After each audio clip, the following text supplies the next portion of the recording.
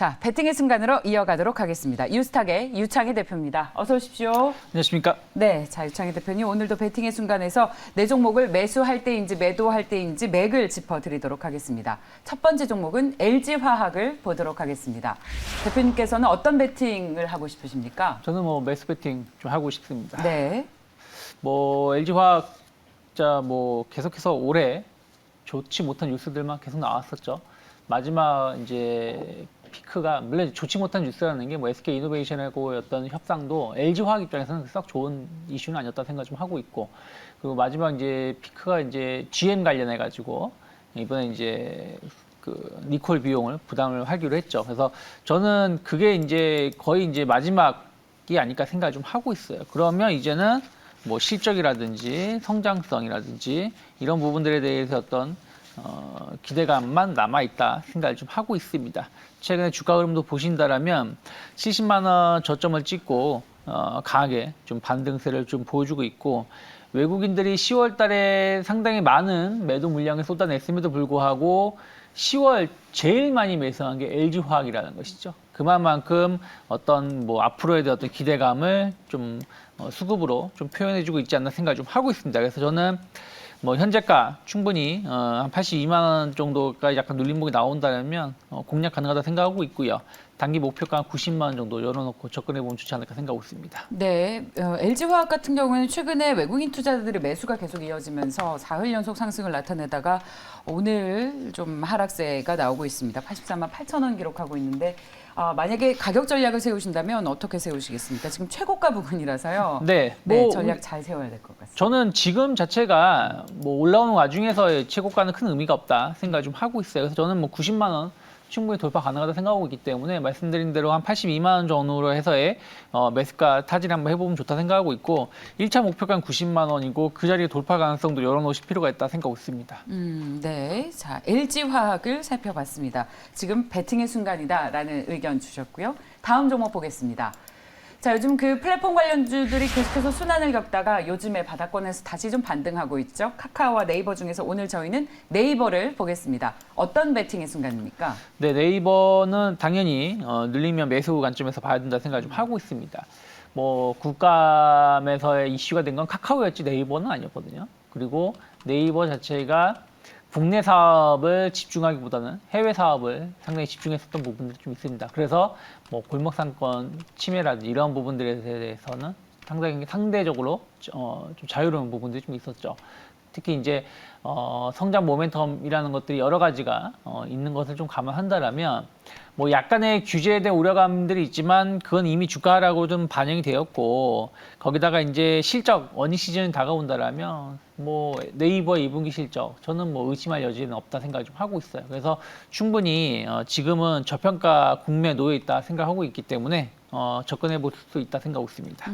우리가 새롭게 기대해 볼 만한 어떤 트리거가 있는 겁니까? 실적 그런- 개선을 나타내주는 어떤 그런 건 새로운- 없습니다. 그런 건 없는데 무슨 얘기냐면, 그럼 뭐 새롭게 기대할 만한 거 없다는 뜻은 뭐냐면 기존의 모멘텀 자체는 살아있다라는 거예요. 그러니까 그거 자체만 본다고 하더라도 기업 자체는 저평가라는 것이고, 실적 자체도 저는 뭐 광고라든지 뭐 이런 부분들에 대해서 여전히 긍정적인 평가를 좀 하고 있습니다. 네.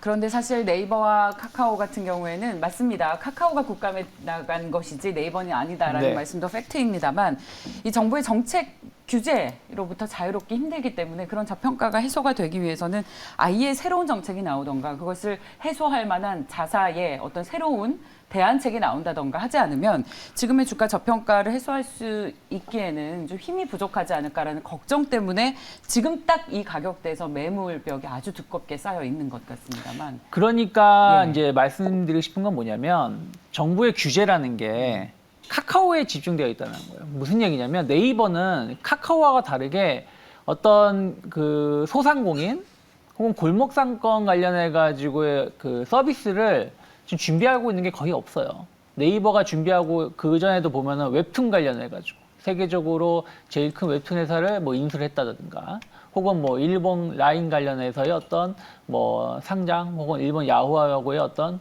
협업, 뭐 이런 부분들. 그러니까 네이버가 발표하는 내용들을 보신다라면 뭐 약간 메타버스든 뭐든 약간 미래지향적이라든지 약간 해외 서비스 뭐 이런 부분들에 대해서의 공격적인 어떤 진출을 했고 또 최근에 뭐 이커머스 관련해 가지고 약간의 이제 흐름은 좀 봐야 되겠습니다만 이커머스 시장 자체도 쿠팡이라든지 뭐 이런 회사가 골목 상권이라 표현할 수는 없는 거 아니겠습니까? 오히려 네이버는 그 소상공인들을 네이버 쇼핑몰 쪽에 이점을 하려고 시키기 위해서 카페24라는 이런 부분들을 통해서 협업을 하려고 하고 있는 부분들이 좀 있었기 때문에 네이버의 최근의 흐름 자체는 골목상권, 그러니까 정부 규제에 관련해서는 상대적으로 좀 자유롭지 않나 생각하고 있습니다. 네이버는 사실 공매도도 좀 부담스럽잖아요. 근데 뭐 공매도 따지면 모든 거래소 관련된 기업들. 근데 특히 공매도 비중이 높은 그런 종목. 근데 저는 그런 거는 뭐 예. 너무 걱정하실 필요 없다 생각하고 있어요. 물론 예. 이제 공매도라고 하면 약간 겁을 먹고 뭐 우려감이 있을 수 있겠습니다만은 정말 좋은 예를 들어서 테슬라를 말씀드릴게요. 테슬라가 연초에 공매도에 대한 어떤 뭐 손정희가 공매도를 엄청 뭐 그러니까 그 공매도하고의 싸움을 했었다. 뭐 이런 얘기가 좀 있었는데 결국에는 좋은 실적 나오니까 그 공매도세를 다 이겨내면서 주가가 올라오고 다시 한번 신고가 언저리까지 오고 있지 않습니까? 그런 것을 보신다라면 공매도 자체는 일시적으로 주가를 억누를 수 있지만 저평가 있는 기업을 영원히 저평가를 만들 수는 없다. 저는 그렇게 생각하고 있습니다. 공매도 거래액이 3위이기 때문에 네이버가 주가가 계속 올라도 누르고 올라도 누르고 뭐 그런 이제 수급적으로 악재 요인이 됐었는데 실적에 대한 기대감은 제가 그래서 여쭤본 것이 뭔가 새로운 트리거가 있느냐, 새로운 어떤 실적이 아주 좋아질 만한 우리가 모르는 계기가 있을까라고 여쭤본 것입니다. 공매도가 해소되길 바라는 마음. 네. 예. 뭐 충분히 근데 단번에 해소되지는 않을 것 같아요. 왜냐하면 국내 시장 자체가 아직은 좀 디스카운트되는 부분들 그리고 완벽하게 글로벌 리스크가 해소가 됐다라고 볼 수는 없는 부분이다 보니까 계속해서 매도 압박은 나올 수 있겠지만 저는 시장이 조정이 나온다고 해서 다시 2,000포인트로 간다라고 말 못하는 것처럼 결국에는 다시 내년 된다라면 뭐 3,100, 3,200까지도 올라갈 수 있을 것이고 그럼 그런 부분들에 맞춰서 수급은 해소될 수 있는 부분들이다 보니까 너무 일희일비할 필요 없다. 저도 뭐 단번에 네이버가 뭐 V자 반등을 해서 다시 직전 고점대 45만 원대까지 간다는 것은 아니겠지만 어찌되었든 시간과의 싸움을 가져보친다라면 네이버만큼 좋은 기업은 없다 생각하고 있습니다. 네, 잘 들었습니다. 자, 네이버를 살펴봤습니다. 세 번째 종목을 보겠습니다.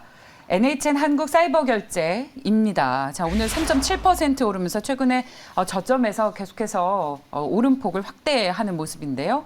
어떤 베팅의 순간입니까? 매수를 하시면 좋다 생각 좀 하고 있습니다. 네. 위드 코로나라고 하죠. 어쨌든 지금 정부가 오늘도 거리두기 자체를 2주 연장을 했지만 상당히 완화된 발표를 하지 않았습니까?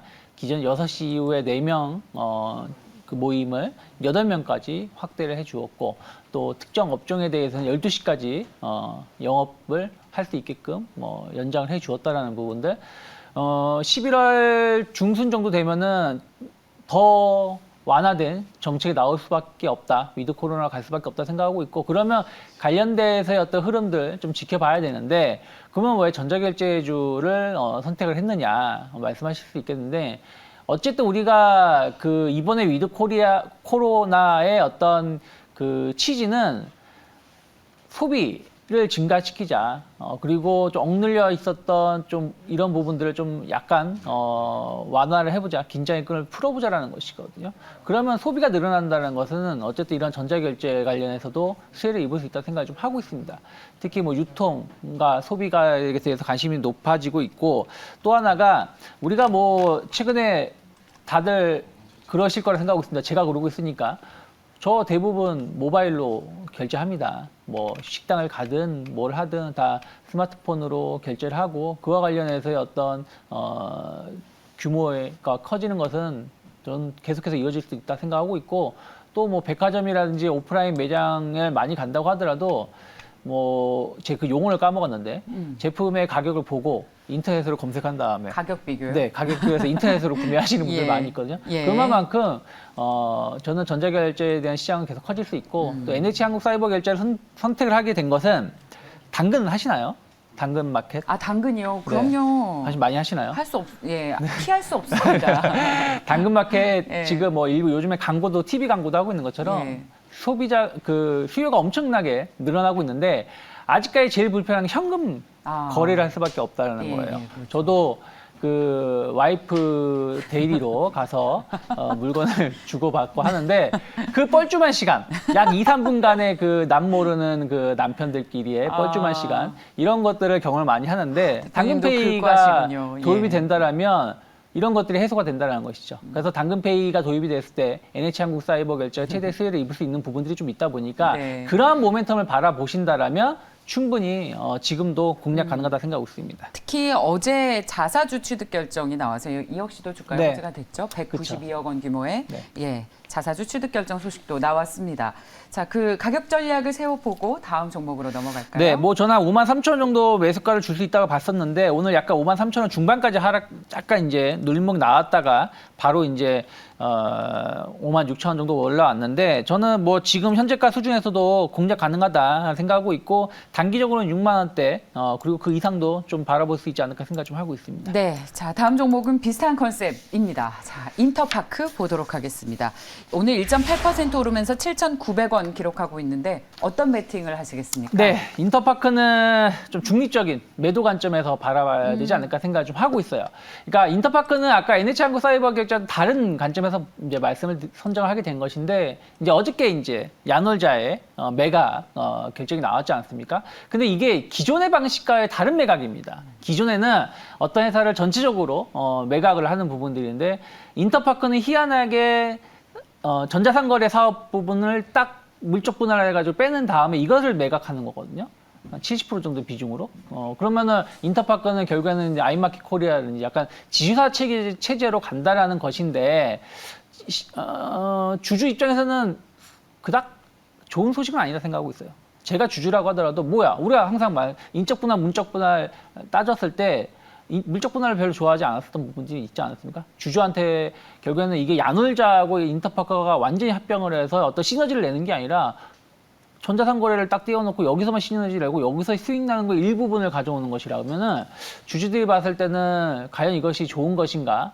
저는 제가 주주라면 저는 건 아니다 생각하고 있어요. 야놀자만 좋은 것이지. 그래서 오늘 약간 기대감에 의해서 뭐 한 9,000원 언저리 8,000원 후반까지 급등세를 보여줬다가 지금 차익선 매물이 나오면서 음봉이 나오는 것도 그러한 취지가 아닐까 생각을 좀 하고 있습니다. 그래서 저는 뭐 한 8,500원 정도 목표가를 말씀드렸는데 이미 그 자리를 터치를 하고 조정이 나오는 것이라면 무리하게 여기서 추격 매수 혹은 뭐 그 저점 매수를 진행하시기보다는 좀 확인하고 대응하는 게 맞지 않을까 생각하고 있습니다. 그리고 기존에 보유하고 계신 분들이라면 그렇다면 이제는 좀 차익 실현하시는 게 좋겠습니다. 그렇죠. 뭐 기존에 보유하고 계셨던 분들, 약간 손실 있으신 분들도 있고 수익 나신 분들도 있는데 저는 좀 비중을 좀 줄여 나가는 자리가 아닐까 생각을 하고 있습니다. 네, 자 가격 전략 마지막으로 세워주십시오. 네, 말씀드린 것처럼 지금 저는 신규 매수는 좀 자제를 해야 된다 생각하고 있고 한 8,500원을 한 목표가 열어놨는데 이게 아까 말씀드린 것처럼 이미 아침에 달성하고 내려오는 것이라서